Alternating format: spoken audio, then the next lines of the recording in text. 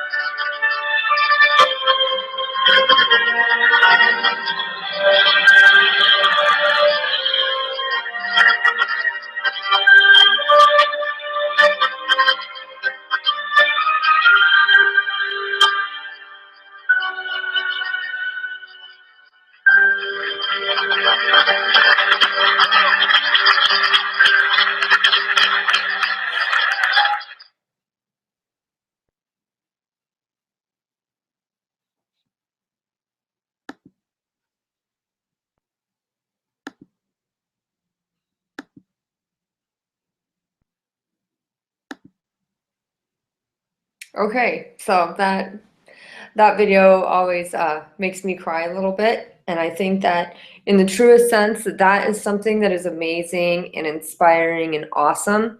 So I think let's just be very cautious about how we use those words, so that we're staying true to not the vernacular or the slang usage of them, but in the truest sense, what is inspiring, amazing, and awesome. Okay, that was pretty awesome.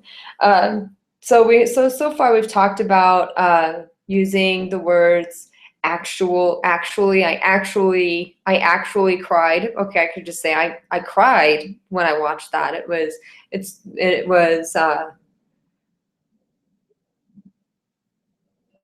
a very special experience to see what humans and the human spirit can do in the face of such obstacles of having only one leg and one arm. Okay, so something like this. So that's an example. Or and then using those words that we just talked about. Some other things that I would like you to just never use in any of your posts, and I get it a lot. Don't use these words. Okay, don't use those moves. I really like the moves. Okay, no, they're not moves, they're movements, okay? They're movements. So you use complete word choices. So if you see somebody doing something all together and you say, I like the part where they were all in sync. Okay, well, for me, in sync reminds me of a really good boy band, okay, not in synchronization. And then even if you are meaning in synchronization, synchronization is usually not done in unison. So I think what most people are trying to get at when they say that was all in sync, they're trying to say they were moving together in unison. And so we can look at, if you need to get a thesaurus out, do that. If you need to just write down, do not use the word in sync and do not use the word moves when describing movements or unison, or if you want to use synchronization, if you saw something that was done in a canon, one person started and another person, and it created this great dynamic or this great visual of different, people going up and down and moving at all different times and spaces, but still having similar shapes, then use the word synchronization as opposed to in sync. Oh. So I got a question. 3 to 5 sentences. Is that for? Okay. Okay, 3 to 5 sentences. Is that for the reflections? No, the reflections. Okay, so the reflections, I'll just answer it here. The reflections are going to be posted in the assignment bulletin, and those will be a half page to a page. 3 to 5 sentences are for your posts. So today, after you see me in my sweaty yoga gear talk about words, and you're going to watch some dance, then you're going to post onto the bulletin. And onto the bulletin, you're going to post 3 to 5 sentences about what you saw, what you understand. Okay, if you want to respond to another person's post, then you can do that. All right, moving on. So we're not going to use the words in sync, moves. Another one that is actually can be insulting to dancers is to call it a routine. Okay, if I saw the routine, well, routine is like brushing your teeth in the morning or taking a shower after sweaty yoga, or those are things that are more routine things. When you see a dance, a choreographed dance that took a lot of practice, and it isn't a routine, it isn't something they do every day or any moment. Okay, so just make sure we don't use the word. Sorry, I was looking at this. I have the question and answer feed, so if you have any questions, you can post them. This technology is really quite cool. It's a long way since I took Greek mythology on a VHS in college. So you can post questions if you have questions while I'm speaking, and then I can answer them while I'm talking to you about dance and writing about dance and looking at dance. So less feeling, more description. We don't use the words movement, moves, routines, amazing, awesome. Try to be more descriptive. Try to remove yourself and your feelings and look at what you're seeing. Okay, last thing I wanted to talk about was fast-paced, okay? Fast-paced. So a pace actually means something that is sustained over a longer period of time. Okay, so if you see a dance and their movements are very fast, then just say their movements were very fast, or this dance was done to a very quick song, or this it was done in a very fast motion. Okay, something like this, instead of saying it was fast paced, because paced isn't really it's not a correct way to describe what you're seeing in relationship to a dance. So does anybody have any questions? Do you want to type in? You go to your question answer bar. It's along the side, and you can type in your questions. So if anybody has any questions, now's a good time to do it. Otherwise, we're going to end this lecture watching a dance by Bob Fosse, who, if you haven't heard of him, you will. Okay, he's permeated almost every type of jazz and contemporary dance that we see today. Michael Jackson, Britney Spears, other people that are more contemporary. Everybody, he's really like gotten into all aspects of jazz. But I just thought this was a fun, interesting dance, and so I'd like you to watch it, and then I'd like you to describe or say something about this lecture, about the Bob Fosse dance. Just give me 3 to 5 sentences on what you saw today, okay? And I will see you next week.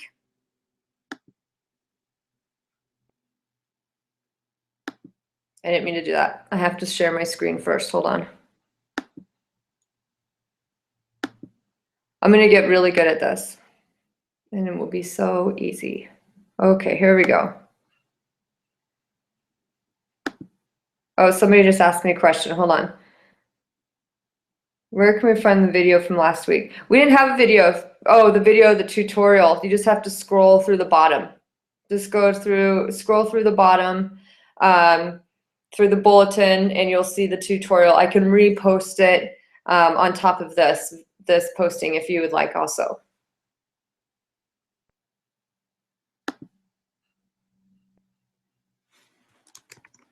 Okay, so I think we got that. So you can watch the tutorial video from last week by scrolling through the bulletin. All right. Any other questions? I can wait a minute, see if there's some that pop up. Okay, then let's go to Bob Fosse, Steam Heat. This was done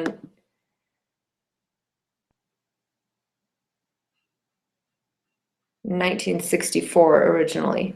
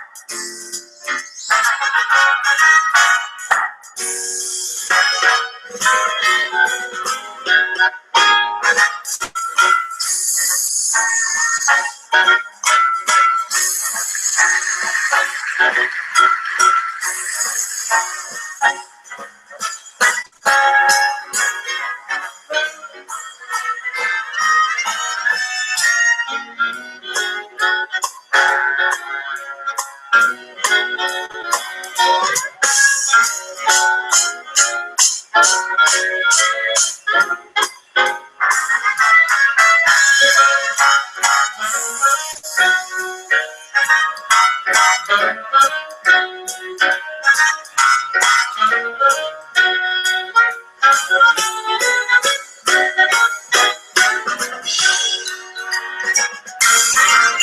told me to shovel more coal in the boiler. They told me to shovel more coal in the boiler. They told me to shovel more coal in the boiler. But that don't do no good. They told me to pour some more oil in the burner. They told me to pour some more oil in the burner. They told me to pour some more oil in the burner. But that don't do no good. Coal in the boiler. No good. Oil in the burner. No good. Coal. No. Yes. Yes, yes, yes. Come on, Union. Get hot.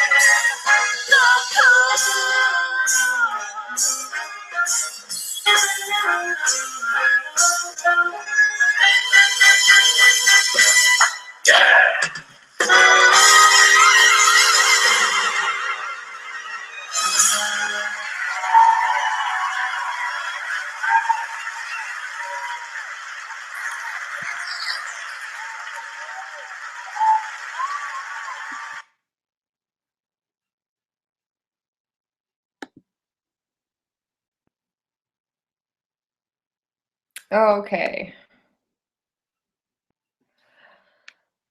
So I have a question here. I was wondering if you can add links to where the videos are found in future lectures, because they tend to get a bit choppy through Hangout and I'm not able to analyze. Yes, I will. I'll post the links. I'll post the videos just directly after the Hangout. I'll post them directly onto the bulletin. Okay, I wonder why they're getting choppy. I'll have to look into that. Yeah, no problem. I can do that. Okay. So any other questions?